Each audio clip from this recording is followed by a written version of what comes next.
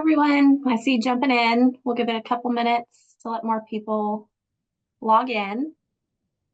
While we wait, if you will drop in the chat, let us know where you're zooming in from.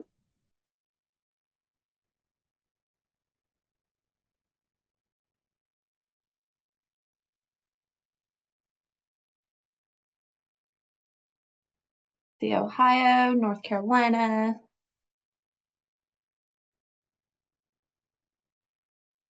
Massachusetts, another North Carolina.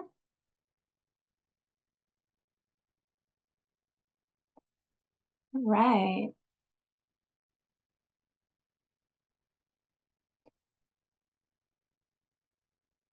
I see Charlotte from a car dealership. Well, thanks, Brett, for joining us. All right. We will go ahead and get started. I know people are still trickling in. I want to welcome everyone and thank you for joining Culture of Empowerment. We're thrilled to kick off the 2025 year with this inspiring and empowering webinar. And before we dive in, I do want to cover a couple housekeeping items. We want this session to be interactive, so feel free to use the chat and the Q&A features to share your thoughts or ask questions. If we don't get to your question during the session, don't worry. We have set aside time at the end for a Q&A. And a recording of today's session will be sent out to you early next week, so keep your eye out for that. You can revisit any key points or catch up on anything you might have missed. Now it's my pleasure to introduce our speaker, Amanda Prokopec. Amanda is the driving force behind the Jackrabbit class product team and the Jackrabbit class roadmap. Think of her as the captain of a ship, charting the course, steering the team towards success, and ensuring everyone is aligned to achieve the shared goals. She is deeply passionate about leveraging innovative technologies, enhancing efficiency, and helping small businesses thrive. So without further ado, let's welcome Amanda. Amanda, take it away. Thanks, Nicole. I'm super excited to be here. I may have had one too many cups of coffee, but I will try to slow down how fast and exciting my presentation is. Like Nicole mentioned, I am with the Jackrabbit Technologies company, and I work on the Jackrabbit class product. You may have seen behind this, or maybe not seen, but heard of the product team that is at Jackrabbit. This is a lovely photo of the team that I am thrilled and honored to work with.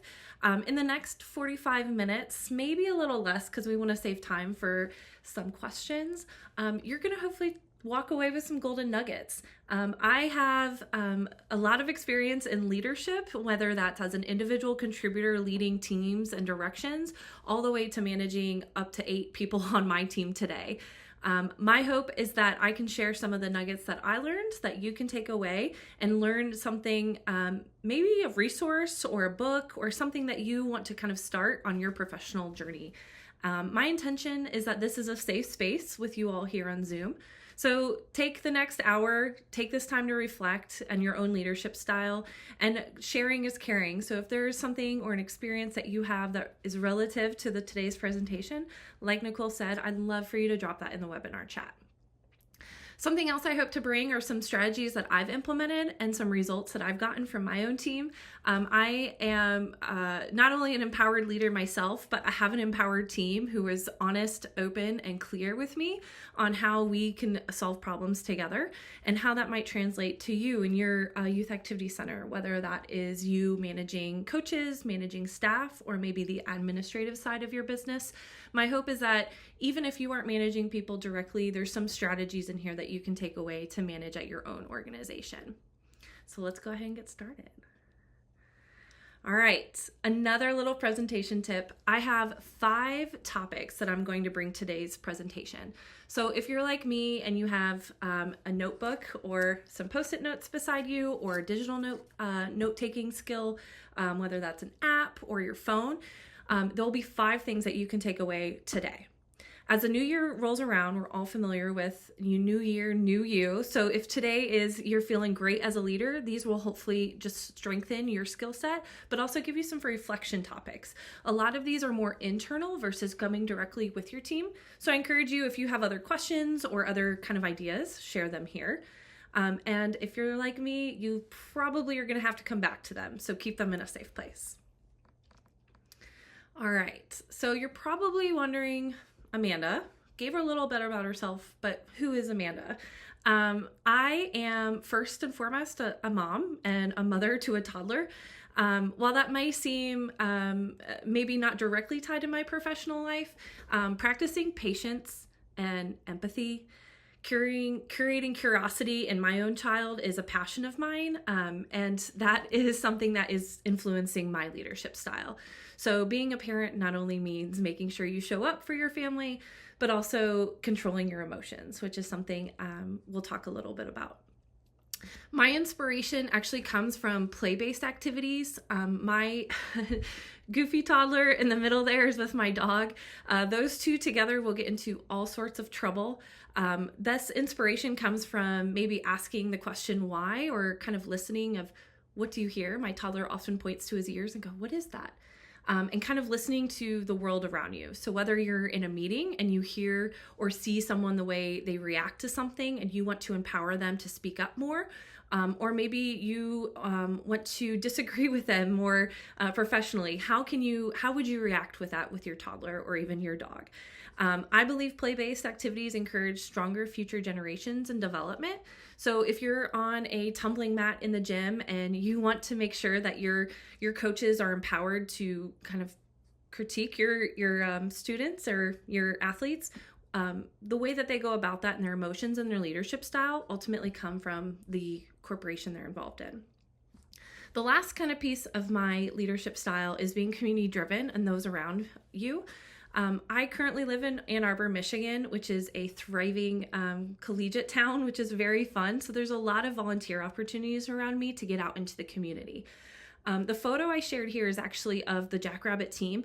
Jackrabbit as a company allows us to get out and volunteer, go on site visits, connect with others to really solve the problems within not only our organization, but for our clients and on behalf of them.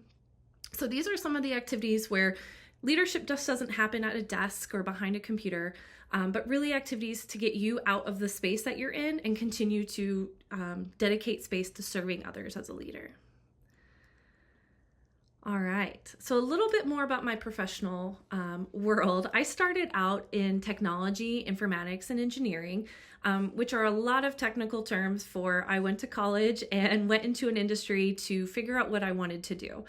I entered the workforce actually in consulting, which I loved because it wasn't a direct line to leadership per se on paper, but it allowed me to work with others to develop tools. So a lot of my consulting was in food and beverage distribution, warehousing and shipping logistics, so around the operations of how things work in our world. I then transitioned to management consulting as an analyst, which is where I really learned how to deal with more executive leadership and how to speak up to either owners of businesses or even all the way down to individual contributors at their own corporation. I actually stumbled on my current role called product management when I began helping small businesses and craft beverages, of helping small business owners make their dream happen. And whether that was I guess a pipe dream in a garage, or whether they wanted to really give back to their community. At that point in time, I really found that a lot of my individual contributions weren't planned. So a lot of my leadership journey wasn't something that I mapped out perfectly on a piece of paper. It really kind of happened. And this is where I transitioned, I wouldn't say transitioned, but more leaned into the people leadership side.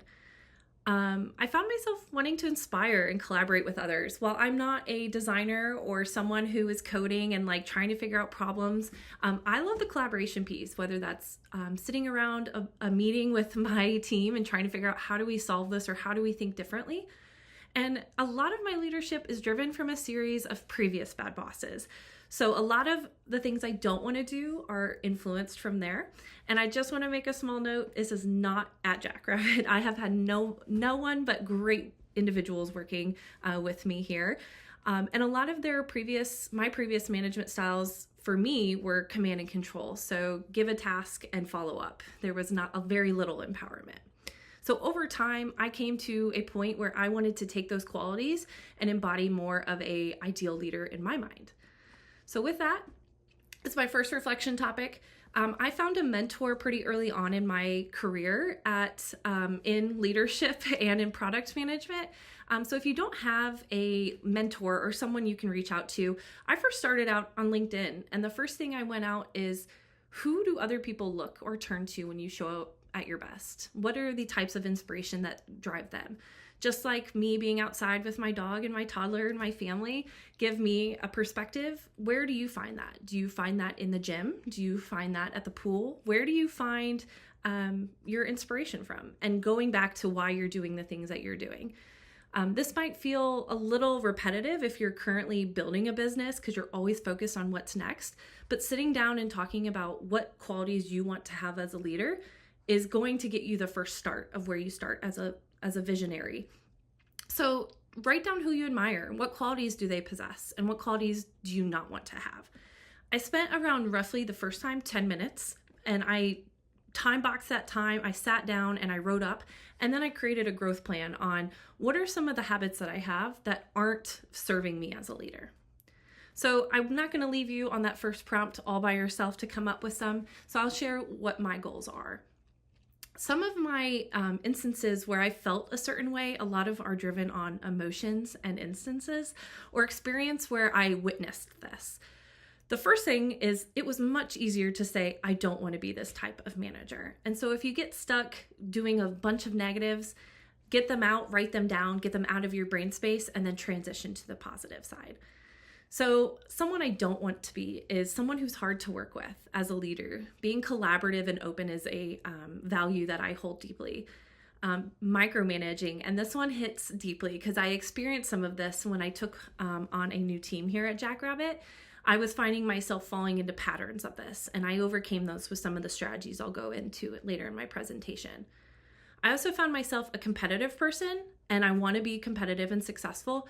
But when you're too competitive to compete mentally, just as an athlete, you have to work through that. Someone that I actually look up to a lot is Tom Brady, which sounds kind of crazy, but someone who is a pure athlete on through and through. He really is in his head mentally and looks at what are the top goals that I have and how do I get there. And I also didn't want to be someone who was too confrontational. You want to be accountable as a leader, but someone who's not going to feel abrasive or aggressive when you're trying to confront a difficult situation. And then the last is untrusting. Trust is a pillar that I'll actually go into in a little bit as well around if you can't trust your team, then maybe that's not a area you want to be able to lean into and have responsibilities of others. And maybe it's a task that you do on your own. So who I want to be as a leader, and I say this as holding myself accountable and into the mirror as I do to prepare for this meeting, is I want to be honest and fair and equitable. I want to give everyone the same level of opportunity. I also want to have some celebration. I believe in collaboration, like I've mentioned, but being able to celebrate and really be recognized, and not myself, but my team being recognized, is something that drives me day to day. I want to be firm but understanding. This one comes from maybe where I'm at in my parenting journey right now. Being direct but helpful. I can come sometimes, something I am aware of is I come off really direct. So how can I take my directness but also be helpful? So reviewing my communication style is some tool in my back pocket that I have often. These last two, the high expectations one I definitely feel strongly about, but the one I struggle the most in this list is being cool in a crisis and not letting my emotions handle me. I have a resource at the end to share if you're also struggling with this. All right. So a little bit about my Jackrabbit journey before I share some results from my team and my own experience on how you can get this same result that I did.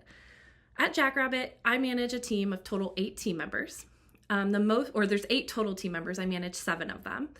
The most tenured employee is just over 10 years at Jackrabbit, who's been longer than anyone else on the team. So that background, that knowledge that my team member has comes into play every day. Being able to check in with what works, what didn't work, and being mindful of that is something that I overlooked early on in my career.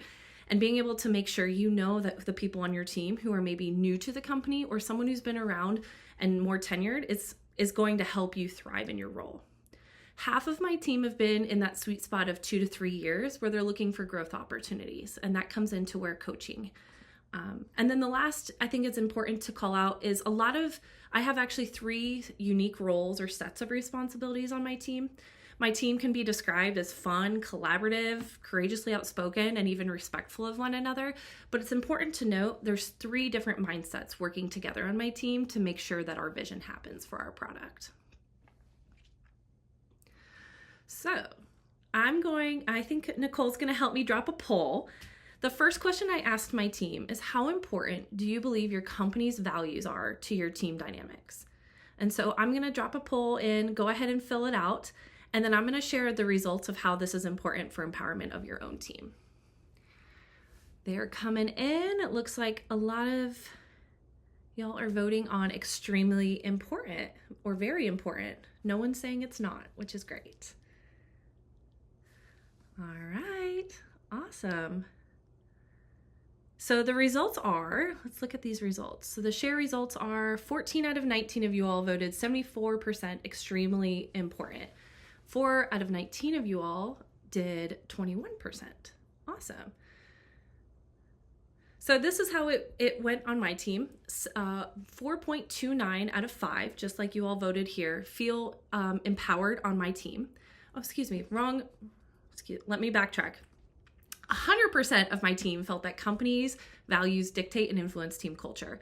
Whereas I also asked my team, how empowered do you feel given that the values and the influence are influencing our team culture? So 4.29 out of 5 feel empowered on my own team.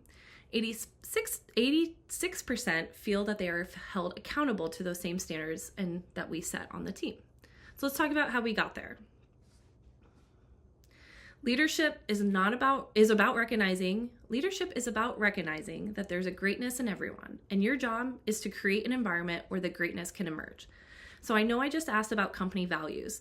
If you want to drop in the chat yes or no, or some of your company values that you hold at your own organization, that is where you want to start. So if you don't already have that, I don't have that as a takeaway, but that's somewhere that you might want to look at with your leadership team and make sure you understand where the leadership team is going as a business. So if you want to drop in a chat right now, go ahead and drop in some core values that you all have. I'm going to go ahead and move on around empowered teams and the values and pillars that stand up my own team. The first one is culture. So I mentioned core values and how important that is. Like I mentioned, 100% of my team felt like these drove the team dynamics of feeling empowered. The first is self-reflection. As a leader, it starts with you. Regardless of your hierarchy, regardless of your organizational dynamics, it always starts with you. And growth plans are ultimately owned by your team, but also guided by you. Continuous improvements and having the mindset of always improving in a positive way and where to identify things that aren't working for you all is where you're going to show up for your team the most. The second is accountability, and this is one of many values of other leaders, but this one I felt important because if you're going to give trust and empowerment to your team, you also have to hold them accountable. And that means getting really uncomfortable with the uncomfortable conversations or hard conversations. They don't need to be confrontational or aggressive. Most oftentimes, this accountability comes in the form of a positive follow-up or sitting down with someone and allowing trust between you and them to encourage a new task or do it a different way and holding them accountable and a standard a little bit higher than what they're used to. And then the last is time and money, which is ultimately an investment. But I'm going to really dive into time management and skills because where you spend your time and where you focus on is going to matter the most for your team. All right, so before I talk about these pillars, I also want to define empower, which is to promote the self-actualization or influence of.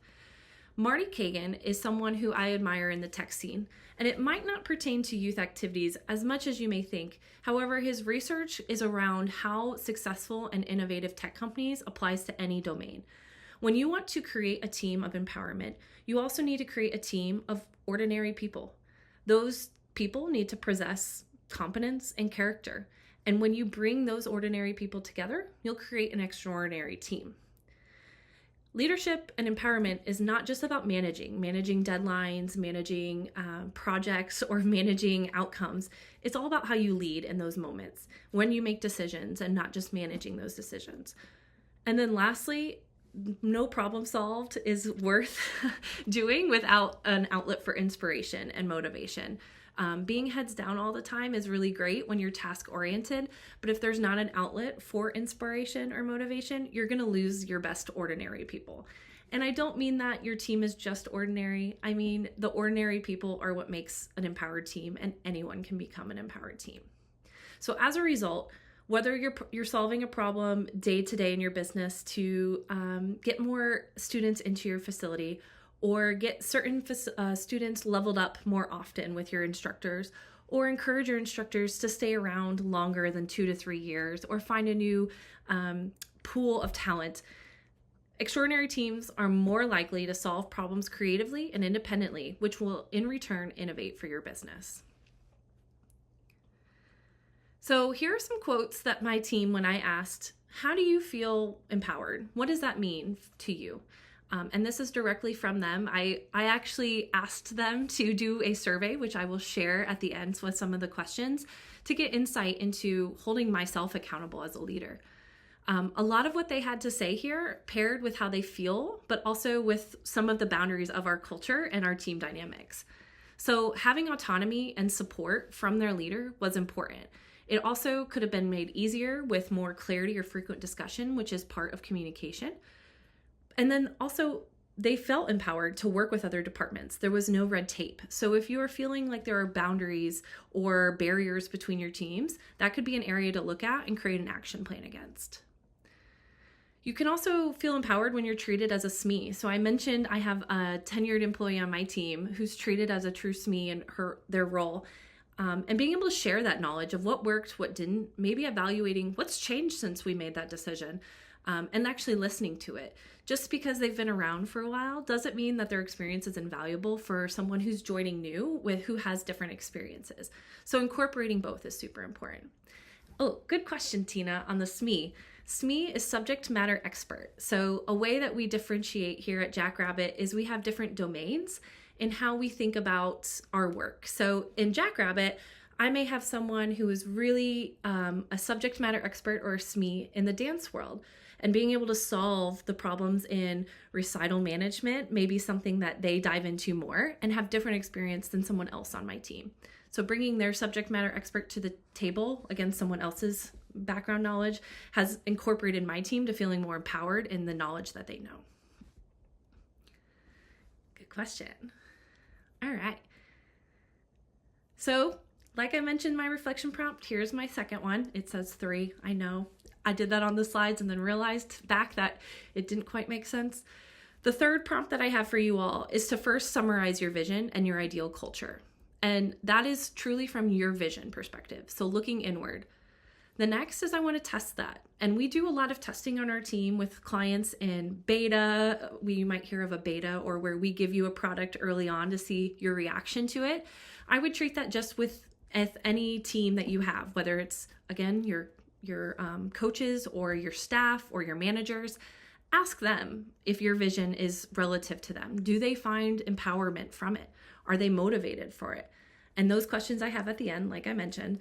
And then the last is that action plan. Once you really identify any gaps or barriers across teams or a culture gap, you want to make sure that you're seeking out from other mentors or people that have teams that are running really well. And once that plan is ready, the last step is making sure you share and communicate it. There's no better way to motivate your team to show that you are invested in them by showing your action plan and actually working on it together to get their ideas. All right.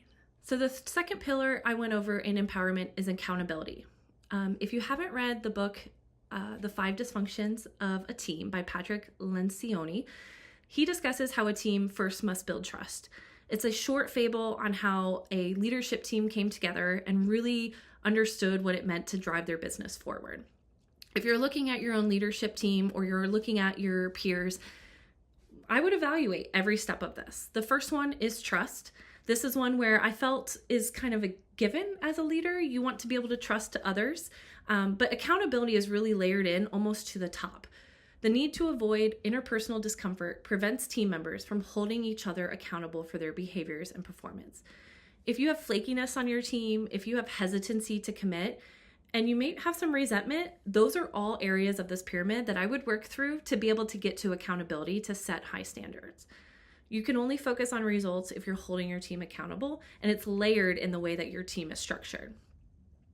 Some examples of this that you might have had in your organization is when maybe you are in a dance studio or swim school and staffing is just not there. You're having a lot of people call out the day before, you have a lot of substitutes, and maybe that's a problem of the culture or a symptom of the environment that they're in. Or maybe it's just out of your hands. But if you take a situation like that and you bring that to your team and you trust them to say, what's going on? What's happening? Allow them to give trust and create openness within your team. If there's conflict or drama or resentment within that team, you can build on that and get through that with them.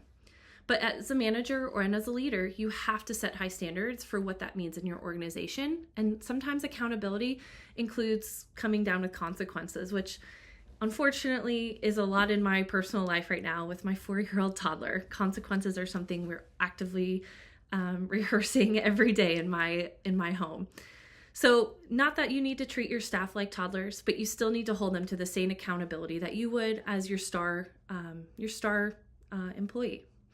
When you hire or enable ordinary people, you must hold them accountable from the start. Trust can sometimes be a little easier with new staff members or team members because of the newness, and resolving conflict could be easier. So if you're finding this with some of people who've been around for a while, going through each of these levels of overcoming these dysfunctions are going to only enable your culture to continue to thrive and evolve.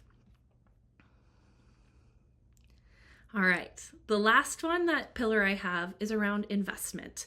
And this is one my team recently really dove into as we found ourselves maybe not having the right spots for brainstorming or team huddles to have a really great rhythm. And so this is where we looked at how do we invest our time and where do we spend our time. So I've borrowed a concept from Kim Scott, and she wrote a book called Radical Candor. And that is how to execute being an awesome boss, but also creating a culture of empowerment and meeting structures. No one likes a meeting, but it also gives us a framework to start. So look at where you spend specific times on topics. This can be anywhere from how much time you spend daily tasks. Are there anything you can automate or remove? Do you have ideas in your head that you haven't quite gotten out? Can you debate those with the team or spark innovation with maybe how they would handle it differently? There are 9 items that Kim suggested that would really be worth your time in scheduling a meeting. So that goes from one-on-one conversations, staff meetings as a group, having dedicated think time, whether that's thinking about how you're going to approach a situation or a lesson. Having big debate meetings are somewhere where you can bring everyone to the table and allow them to have trust in the group to say, let's debate this idea of how we solve this in our business. We can also have big decision meetings. This can be anywhere from you have a problem on the table on maybe students aren't showing up over the winter, and maybe it's the weather outside, but how do you get them to actually show up and want to come to your facility? So maybe you debate a few different ideas or programs, but then you need to have a decision meeting to say, this is what we did and this is why we did it, and then move on. You can also have all hands meetings, meeting free zones. You can have things in your facility, or if you're a remote company like Jackrabbit, maybe that's just getting together over a shared space. If that's a digital whiteboarding tool, or just getting together on a Zoom. So when you're working together, I asked my team, what are the things that matter the most to them? So as a leader, I rattled off 7, 8 items where you can, as a leader, show up for your team in meetings. But I asked, what do they care about? And maybe having all 9 doesn't make sense. So on the screen today, I have the 4 areas where my team really felt like it mattered the most of where their time was spent. The first is setting up one-on-one meetings. Overall, if you're not spending time with not only your best employees, you also have to be spending them with people who are maybe struggling or earlier on in their career, trying to figure out their path and how to get to a place where they have more confidence to really perform at their best. The second is having team meetings. And if you're not having a team meeting, there's probably going to feel like a little bit of isolation in their role because they're not coming together with others who are maybe experiencing the same things. And this is where empathy and curiosity and innovation can really start to create a flywheel of openness. Now, you want to be able to manage those and set the tone appropriately, but you can do that quarterly. So maybe your team meetings are a little bit more relaxed, but every quarter being able to get together, we prioritize in-person quarterly meetings and at least twice a year because sometimes just sitting down and doing a mental kind of breath exercise with your team is going to allow them to feel seen when all the stresses are coming at them day to day. My team last year got together during kind of a stressful time in our road mapping, and we sat down and we did an activity where we were allowed to just kind of sit and be in our presence and have, time together. And I know that sounds like not something we do a whole lot today because it's always about the next task at hand, but don't forget the fun, and at least twice a year, and something to look forward to. And then, like I mentioned, this ideation is one that can happen in passing. It can happen as you're together. It can happen in a more workshop type focused meetings or events. But establishing opportunities to have an open door and have new ideas and to solve problems together is going to only further give you empowerment as a leader to keep asking them, but empowerment as a team for them to be invested in you. All right. So to kind of wrap up, I didn't go into my time management skills. I got excited, sorry. So unleash time managing superheroes. This is one where I felt, this is how we actually did it. And I kind of alluded to a lot of this on my last slide. And so I jumped the gun. But here is where some of the micromanaging skills that I've found myself practicing, I tried to remove myself from. So this is a Eisenhower matrix. It is 4 quadrants with urgency and importance defined. The top left is where you probably spend most of your time. Some of this can be almost in crisis situations too, where you feel like you're constantly inundated with kind of firefighter mode of where you have tasks all the time. You're just executing. These are things that are very urgent and also important. However, when you look at this matrix, you don't want to spend a majority of your time there. So if you're doing all the time, you're not making room for those other functions of your day-to-day and your long-term vision. So the top right is where you want to be able to spend your time and be able to actually focus on the future. So if you as a leader are finding yourself constantly firefighting with every little problem in your organization, I would take a step back and figure out, what does that look like? Why am I having all of these problems come to me all the time? Am I a blocker? Am I a barrier? Am I micromanaging too much? Make sure that you're honoring all of your minutes just as you would want your team to honor them as well. So being able to focus things that are really important but not so urgent are going to give you the space to focus on when things become more urgent, but you want to make sure you're scheduling that time. Whether that's making sure that you're keeping up with your vision, your business goals, maybe when you're figuring out, how do I solve this problem? Or how do I get ahead of this problem that I know is going to come around the holidays, or even in the summer when the summer rush is on? The things that are urgent but not so important, this is the bucket that I would look to as a leader to delegate. And this is where that practicing empowerment and trusting and accountability come into place. There could be tasks where you might want to spend less time on. Things that maybe a response to a client email, giving someone the opportunity to see firsthand some of the problems that are coming your way. Maybe that includes looking at a new idea that's come up and wanting to vet that with your parents, asking a few parents what their ideas are and if they would attend that event or program. And then there are things that you're probably doing day to day that are not urgent and not important. Even if you think they're fun, those are the tasks you need to eliminate. I listened to a great podcast this morning on how to take what you're doing in procrastination and change your mindset. It's 101 ways or 1,001 ways to change your mindset. And that podcast, it just gives you little tidbits to really wake up and say, what can I eliminate today so I can focus on the things that are important? All right, so here's my reflection prompt.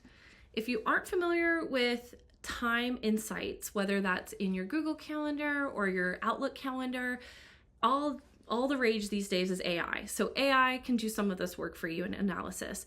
Take a look at your clock. Are you spending your hours in meetings? Are you spending your time in thinking? Are you spending time individually with one person who needs a lot of help? Or are you spending a lot of time procrastinating? So when you take a look and you look at the data behind your schedule, I read somewhere that you should spend no more than 10 hours a week in meetings. And you'll notice this is actually a insight from my own calendar where I spent just over that, but my average is around just under 10. And I really hold myself accountable to that, where if I have a meeting week that is just meeting heavy, I need to rebalance that over time. So that might mean reworking your schedule and reprioritizing and making sure you're always going back to what your vision is. And don't forget that magic word is delegate, to pass the baton. All right, small reflection. Now that I've gone through the 3 areas of empowerment, 1, have you looked at your culture? Can you inspire your team by giving them a shared vision that they're bought into? Do you have trust within your team? And do you demonstrate leadership qualities that you want to, that of people you admire? Are you holding your team accountable, and are you handling conflict but also establishing standards that are realistic but high enough to really push your team to really think more broadly? And are you ensuring that you're holding them accountable and having conversations? If you're not talking to your team, you don't know, or it's very hard to hold them accountable. And the last is where you spend your time. If you're not spending your time needed to help your team perform, whether that's individual tasks that you have that move your business vision forward, you also need to balance where their focus is and how you can come together to meet that shared vision. All right, so I'm at the tail end, and this is like my last homework slide, I promise. And if you're like me and you have a ton of scribble notes, that's okay. Take a screenshot of this. This is the tactical way that I really asked my team, how do I empower you, and how do you foresee me as an empowered leader? So just because you're a leader doesn't mean you're alone, and sometimes it can feel really lonely, especially when you're managing teams who are so concentrated on the day-to-day. But I promise 5 minutes of your time is going to be all worth it and give you insights that you might not have already had. So aim for a survey, or it could be a Google form, a SurveyMonkey, Typeform, whatever tool that you want to choose, and give them no more than 5 minutes to complete. And I don't mean it as a time test, but you want to be mindful of their time, and a lot of these questions should be really their gut reaction to the question. The second thing is holding them accountable. Emphasize response and feedback. At Jackrabbit, we do a survey internally, and every year our company and our leadership is looking at how to improve that. And as a leader of my own team, I really acknowledge that that's important, not just to give my feedback, but to participate, even if everything is great. So 6 questions I have for my team is, do you feel like you have the tools and the resources and support to succeed?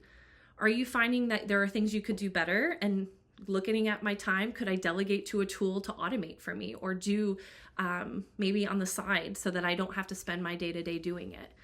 Do you feel trusted? And then I would follow that up with why or why not. Some of those quotes that I shared earlier from my team really spoke to me, and figuring out how much trust am I giving my team? And are there areas where maybe I'm micromanaging too much because I maybe don't trust them enough? And that's not to say I don't trust them entirely, but there's maybe a project that I'm more close to that I want to work more with them. And maybe the best ideas is when I just kind of let go and empower them to come up with a better solution than I would have. Do you feel heard and valued when sharing your ideas and concerns? This is a straight yes or no. You can ask a follow-up question here, but if they don't feel heard or valued, then you're not listening as a leader. And it's not just to listen, but you need to listen to understand. That's been a hard one for me, because sometimes we jump to, I need to respond to this in a way that is cool in a crisis. And just listening is actually the first step there. What opportunities do you foresee taking on new challenges or to expand your skills? There is a lot of untapped talent out there. Anyone can tell you this new generation, and I say new, but any generation in the world of technology, people are constantly evolving and learning something. Whether that's learning something on a social media app or learning something as a hobby, and really kind of being in creative in whether you're in youth or in my world, product management, trying to come up with new innovative ways to solve things. Do you have anyone on your team that has those skill sets? And this is a great opportunity where you didn't just hire them for their resume or their background, but you can also hire them to add to your business and whatever skill they bring to the table. How can I better support you in taking ownership of your role? We own it is a core value of Jackrabbit, and we really dive into that a lot. So, how as a leader can I support you in taking ownership of the role is going to give you insights into where maybe you're micromanaging a little bit, or maybe there are areas where you're not providing enough resources to them. And then last, is there anything I'm doing unintentionally hindering your success? This is important, the unintentionally. Practicing positive intention is something that I have really established over the last, I would say, 2 years, especially in a remote world. Sometimes behind a keyboard, things can come off kind of negatively. So being able to say unintentionally, and because you want to take the positive approach. So anytime you're asking your team, definitely look at it with a positive lens and positive intent. All right. And lastly, like I promised, and it was 101, not 1,001, I have four leadership books, and then some of these are more pertinent to the product management and tech space, but each of these have nuggets that I shared with you all today. The last one in the bottom right, 101 essays that will change the way you think, is more of your mindset shift as a leader, and the other ones are more focused on day-to-day. The one I didn't touch on enough is probably Brené Brown's Dare to Lead. So if you haven't already, that is a great one if you're a new leader. And if you're someone who's been in leadership a while, the messy middle is one that is going to give you some positive reinforcement that not everything is as clean cut like maybe I presented today. And there's definitely a messy middle in getting through the hardest and crucial part of whatever venture you're on, whether that's growing your swim school or dance studio, or even taking your team to the next level and leveling up in their own career. All right. And then before I take any questions in the Q&A, I just want to thank you all for showing up for yourself today. It means a lot that you're not only showing up for yourself as a leader, but your team. The investment in your leadership is a purposeful one, and self-reflection speaks mounds of your style already. So I'm going to hand it over to Nicole for a little Q&A session. Yes, that was amazing, Amanda. Thank you. All Absolutely. right, one question that did come in, and I love this. How can leaders identify and address barriers to empowerment, such as micromanagement or unclear expectations? Oh, okay. I think what I would reiterate in this case is to start a conversation. Micromanagement is often a word of negativity, and so understanding where there are areas that they might feel micromanaged or don't have the clear expectations is just taking a step back and making sure that the ask is clear and concise. I think I asked this question on the previous slide, is there anything that I'm doing that hinders your ability to complete the task I gave you? The concept of managing up is something that I would also look into. It's a leadership style of how you can enable your team to give you those barriers earlier and often, so that you're not having to always ask them and it be on you. Great. All right, another one. What are some practical strategies to foster a culture of psychological safety within teams, especially in remote or hybrid work environments? Ooh. This one is pretty relative to our Jackrabbit culture, is because we are a remote work environment. Dare to Lead by Brené Brown. I would start there. And I won't give too much away, but she has a great book and workbook on how to create containers of safety and vulnerability. It will give you access to your team to connect with them in a different space, and hopefully it will open it up to evolve from that, from a unsafe to a safe space for them, and to address any lingering concerns that your team might have psychologically. All right, I have one more. How can leaders balance giving teams autonomy while ensuring alignment with organizational goals? Okay. I would always go back to your vision. Transparency is really important. I know I rattled off a couple of meetings that you should have with your team outside of one-on-ones, but being able to reiterate your goals and your vision, and being transparent is the first step, and going back to where are you going as a leader. And then when you start to align your organization, I would trust the process and trust your team. And trust is kind of behind autonomy in general, to do, and trust and confidence, I guess, in giving that to your team. Absolutely. Okay. If anybody else has any questions, if not, thank you so much for joining us today. If you do have questions for Amanda that we didn't get to, please reach out to her. Her email's on that slide. And I hope you have a great day, and I hope to see you guys on our next webinar. Thank you. Thanks, Nicole.